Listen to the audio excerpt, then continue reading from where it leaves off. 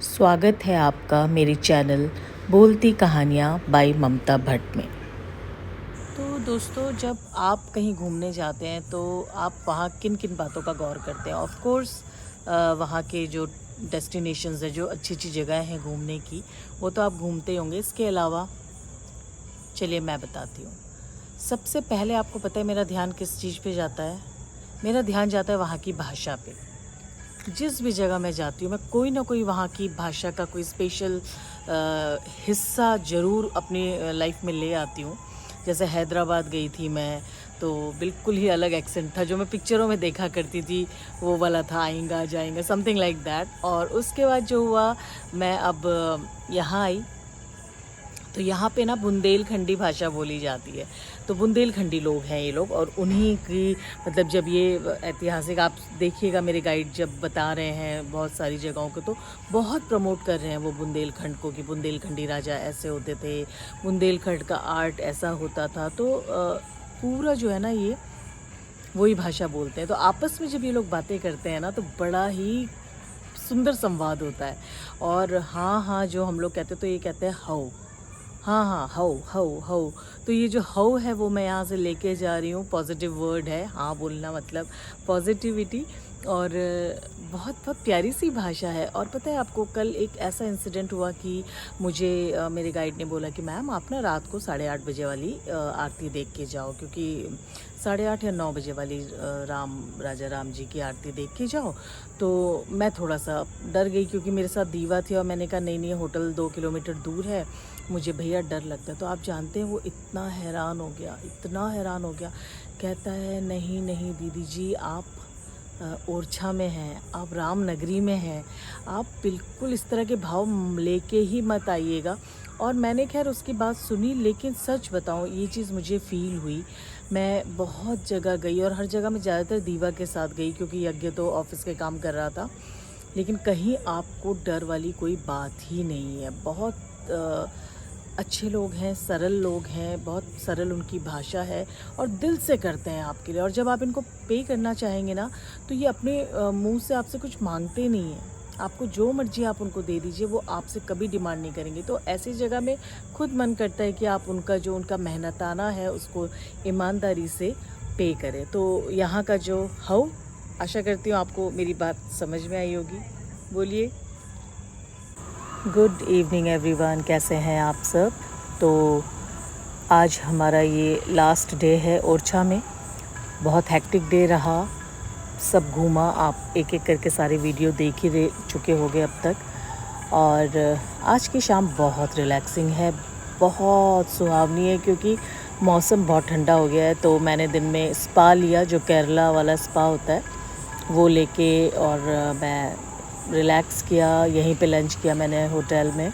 और उसके बाद अब शाम को अचानक से एकदम ठंडा सा मौसम हो गया है, तो नहा धोकर मैंने सोचा लेट्स टेक अ वॉक, है ना। तो मैं वॉक करने के लिए निकली बाहर। सोचा चलो आप लोगों को ये होटल दिखा दूँ, इन केस आप आना चाहें इन फ्यूचर। बहुत इजी है, ट्रेन सीधे आपको लाके झांसी पे छोड़ देती है।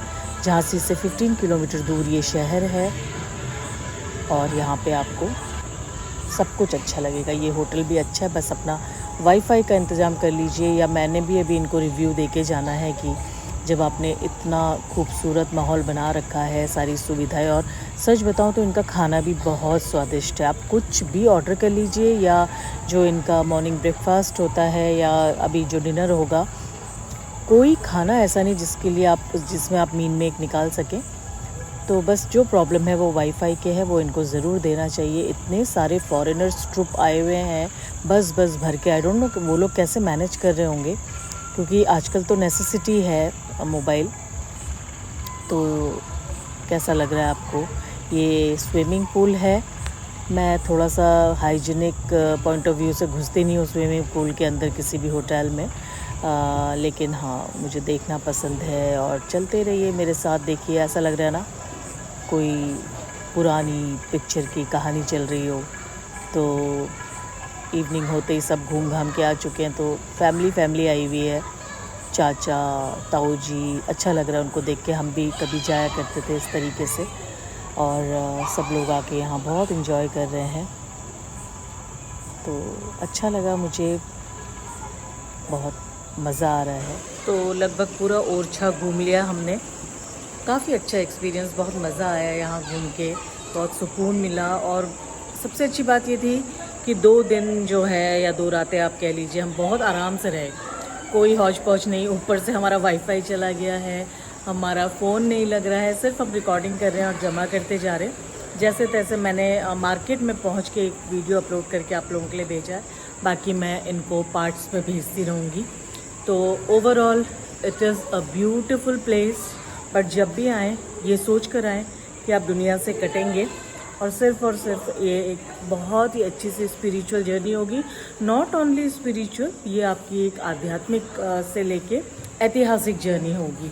आपको बहुत सारे आर्ट फॉर्म्स दिखेंगे। आपको ये पता चलेगा अलग अलग समय पे कौन कौन से राजा आए, कौन कौन से बादशाह आए। फिर अंग्रेज़ों का आना शुरू हुआ, फ्रेंच जब आर्मी आई, लक्ष्मीबाई के बारे में आप जानेंगे।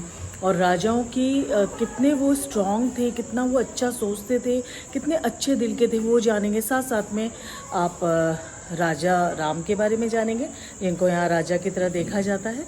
और फिर आप क्या जानेंगे, कृष्ण के बारे में जानेंगे। तो एक तरह से पैकेज है ये, बहुत सारी नॉलेज का ये शहर, और विदाउट एनी डिस्टर्बेंस। तो ज़रूर एक बार आके इस अपने शहर को देखिए, अपनी इंडिया को डिस्कवर कीजिए। बाहर जाने से बेहतर है पहले अपनी इंडिया को खोज लीजिए, फिर देखिए आपको कितना और गर्व महसूस होगा अपने भारत के बारे में। तो अब हम थोड़ा चलते हैं गार्डन की तरफ। इन्होंने इतना बड़ा ट्रेल बनाया हुआ है कि अच्छी खासी आपकी कम से कम 10 किलोमीटर की वॉक अंदर ही अंदर हो जाएगी। और बहुत सुंदर फूल लगा रखे हैं। तो दिखाती हूँ आपको, ये सब कमरे हैं, इनके अलग अलग रूम्स हैं। और अगर आप इस तरफ देखेंगे तो ये ऊपर 2nd 3rd फ्लोर तक, अंदर ही अंदर 3rd फ्लोर तक भी पहुँचा हुआ है। तो रूम्स की कोई कमी नहीं है इनके पास। बाकी थोड़ा सा ये मैं बोलूँगी कि स्टाफ कम होने की वजह से बहुत क्विकली आपकी बातें नहीं सुनते हैं ये। अगर आप कोई रूम सर्विस मांग रहे हैं ना, तो उसमें थोड़ी सी इनकी ढिलाई देखी है मैंने, बाकी सब कुछ ठीक है। तो ये देखिए, फूलों के नाम तो मैं नहीं जानती, लेकिन इतने फ्रेश और इतने खूबसूरत फूल, तो आपको भी तो दिखाना ज़रूरी था ना। ये पूरा ट्रेल लाल फूलों का है। और थोड़ा सा हम आगे जाएंगे तो फिर दूसरे रंग के फ्लावर्स आ जाएंगे। आई थिंक मेरे ख्याल से सफ़ेद रंग के फ्लावर्स आएंगे।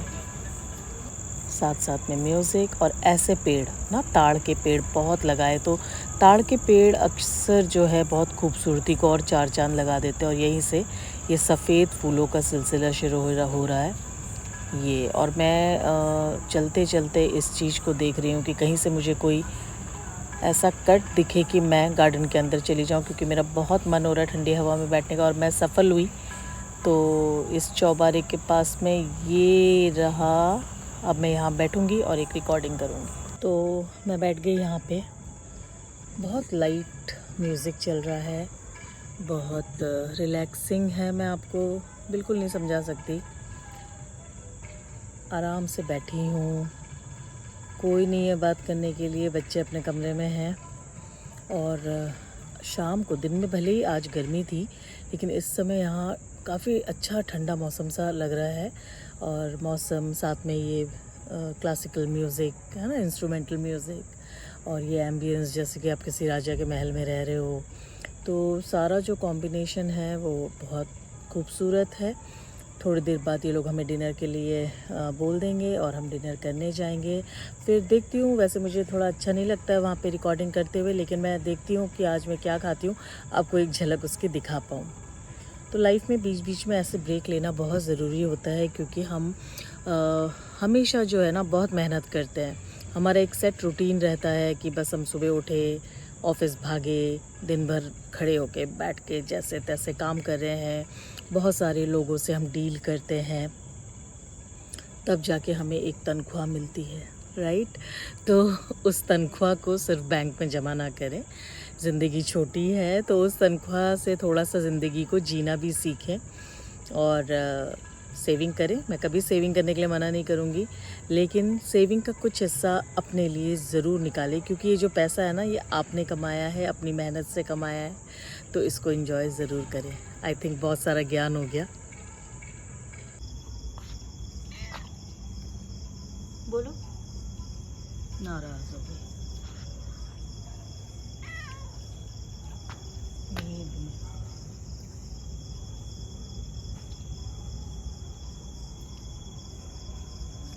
लुक्का छुपी।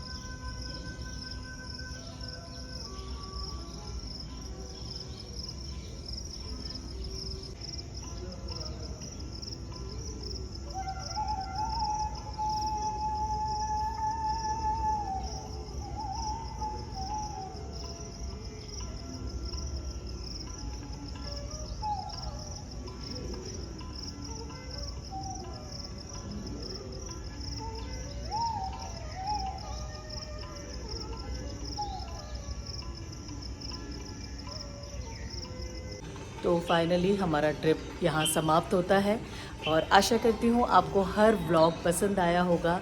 तो इसी तरीके से मेरी पूरी कोशिश है कि मैं जहाँ भी घूमने जाऊँ आप लोग मेरे साथ हो और आप लोग भी इन जगहों को मेरी नज़रों से देख पाओ और उसके बाद डिसाइड करो कि आपको अब कहाँ जाना है। तो ऐसे ही घूमते रहिए, खुश रहिए और अपनी लाइफ को एंजॉय कीजिए। नमस्कार, बाय बाय। अगर अभी तक आपने मेरे चैनल को सब्सक्राइब नहीं किया है तो प्लीज़ कर दीजिए।